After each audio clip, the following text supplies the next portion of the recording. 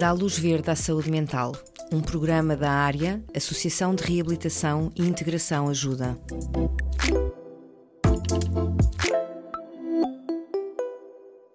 Bem-vindos a mais uma edição da nossa rúbrica Dá luz verde à saúde mental. No programa de hoje vamos falar de saúde mental e direitos humanos, relatos na primeira pessoa. Bem, a razão que nos levou a trazer-vos o tema do programa de hoje, a saúde mental e direitos humanos, é que os direitos humanos, sendo uma questão fundamental para todos nós, é de particular importância para grupos mais vulneráveis. O que é que queremos dizer com grupos mais vulneráveis? Estamos a falar de pessoas que têm risco, que estão em risco de sofrer por estigma, por práticas discriminatórias, exclusão social ou outras violações de direitos humanos. E aqui, infelizmente, está incluída a pessoa com experiência de doença mental. Se nós recuarmos no tempo, existiu um marco histórico em 2006 em que a Convenção dos Direitos Humanos das Pessoas com Incapacidade ou com Deficiência, e aqui está incluída a pessoa com experiência de doença mental, foi adotada pela Assembleia Geral das Nações Unidas, esta convenção, e que no fundo resultou de um consenso alargado de governos, de associações, de cidadãos que entenderam que era necessário um conjunto de medidas ativas para garantir que a pessoa com incapacidade teria acesso e poderia exercer em igualdade de circunstâncias os mesmos direitos que a restante população. E desde então foram desenvolvidos um conjunto de iniciativas legislativas. Posso dar aqui alguns exemplos, não é? A lei que pune e proíbe práticas discriminatórias, a nova lei da saúde mental, a lei que instituiu o regime do maior acompanhado, a lei com o sistema de cotas de emprego para pessoas com deficiência ou incapacidade. E, além disso, também foram criados programas como um modelo de apoio à vida independente, e tudo isto, todas estas iniciativas e programas têm em vista garantir o cumprimento, no fundo, do que foi estipulado na Convenção, não é? De exercer esta garantia do acesso a direitos consagrados na Convenção.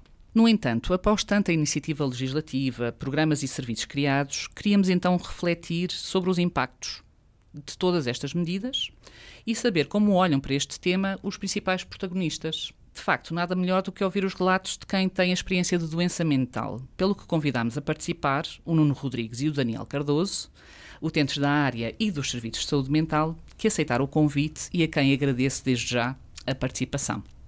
Para o arranque da nossa conversa, costuma-se dizer que a saúde mental é o parente pobre do Sistema Nacional de Saúde. Nuno, isto ainda é verdade nos dias que correm? Sim, de facto ainda é verdade. Em alguns casos, na minha opinião, na maioria dos casos, em que, por exemplo, a maioria das pessoas com doença mental tem consulta de psiquiatria de 6 em 6 meses. Pronto, isto ainda existe. Este é, por exemplo, o meu caso, em que até cada consulta não dura mais que 5 a 7 minutos. Eu posso dizer que, no meu caso, já infelizmente estive internado devido também, inclusive, à falta de acompanhamento. Ok.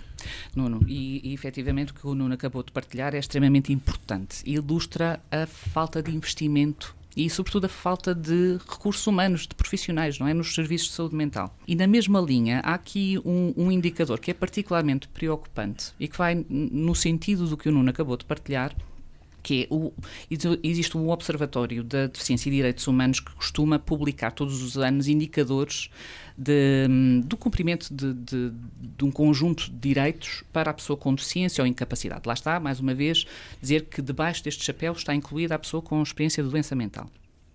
E que nesta publicação referente ao ano 2023, eles alertam para o seguinte facto, que é no intervalo de tempo de 2015 a 2022, houve um aumento de 44% do número de novos processos judiciais de internamento compulsivo. O que é que isto quer dizer?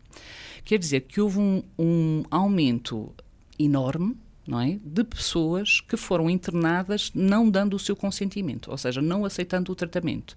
Isto significa o quê? Significa que houve falhas óbvias nos cuidados de saúde mental que lhe foram prestados.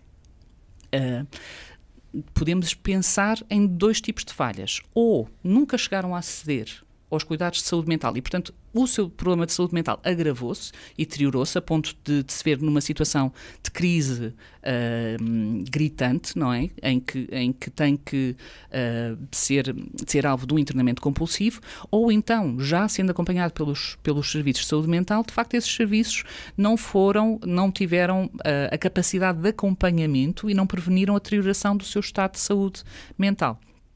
E isto muito para reforçar, de facto, a ideia de que o Nuno nos trouxe, que infelizmente os indicadores não são particularmente bons, não é? Nos serviços de saúde mental. Mas também é verdade que nem todos os indicadores são maus. Por exemplo, na área do emprego, um dos dados que este observatório também nos traz é que houve um aumento do número de contratações das pessoas com incapacidade que estavam inscritas como desempregadas nos centros de emprego. É um aumento modesto. Não é? Não estamos a falar de percentagens muito elevadas, mas efetivamente houve um aumento. E isto já pode ser resultado, de facto, de algumas iniciativas legislativas. Nós sabemos que a lei de cotas para emprego, para recrutamento de pessoas com deficiência ou incapacidade nas empresas privadas, no setor privado, que é uma lei que foi criada em 2019 e que criou cotas de contratação para médias e grandes empresas, provavelmente terá sido uma medida que é responsável também por estes indicadores, por estes melhores indicadores. Além disso, sabemos também que, e aí já desde 2001 existe uma legislação que prevê também a contratação em 5% de pessoas com incapacidade no setor público e, portanto, tudo isto é provável que esteja a contribuir para este aumento da contratação da pessoa com incapacidade. E isto é um aumento ligeiro, não é? Mas é um indicador positivo.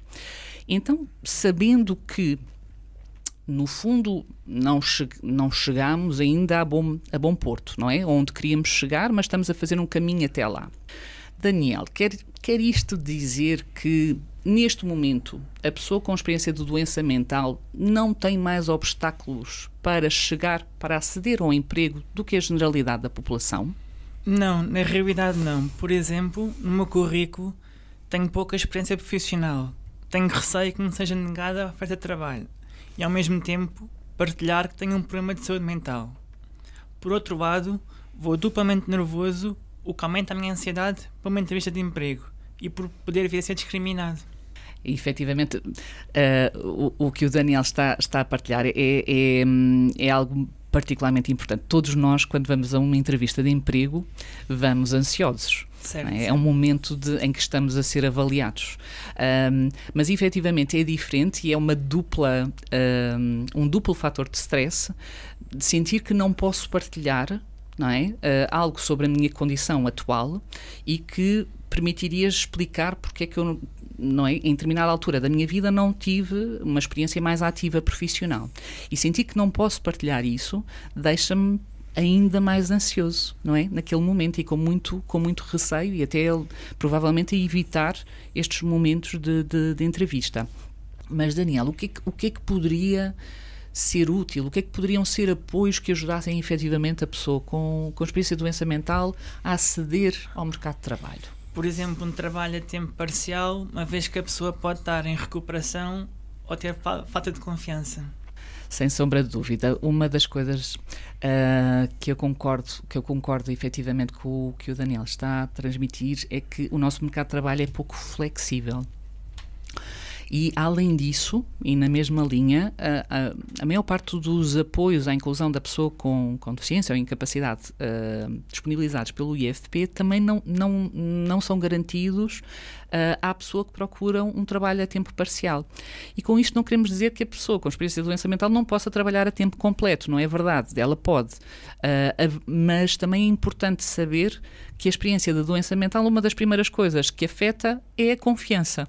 Não é? É a confiança e, portanto, de facto é necessário medidas que ajudem a reconquistar esta confiança e, de facto, o trabalho a tempo parcial poderia ser uma dessas medidas e faz todo o sentido.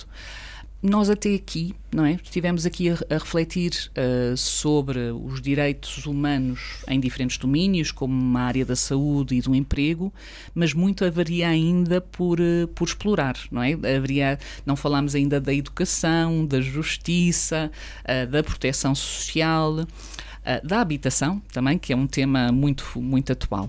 Vimos ao longo da nossa conversa que os indicadores não são uniformes, não é? Tivemos aqui ao longo da nossa conversa experiências que nos indiciam que há indicadores que têm-se deteriorado e outros que têm melhorado. E, portanto, que este é um trabalho, não é? Garantir os direitos humanos na área da saúde mental é também um trabalho ainda em construção e há um caminho ainda por fazer, mas que se está a fazer caminho, não é? Que se está a abrir gradualmente. Neste momento, eu penso que antes de nos despedirmos, não é? Eu acho que fazia sentido agradecer aos ouvintes terem-nos acompanhado nesta reflexão sobre um tema que é bastante importante, mas que a todos nós diz respeito. Muito obrigada. Muito Obrigado. E até breve. Obrigada por nos teres ouvido e não te esqueças. Dá-nos ver da saúde mental. Dá luz verde à saúde mental, um programa da área, Associação de Reabilitação e Integração Ajuda.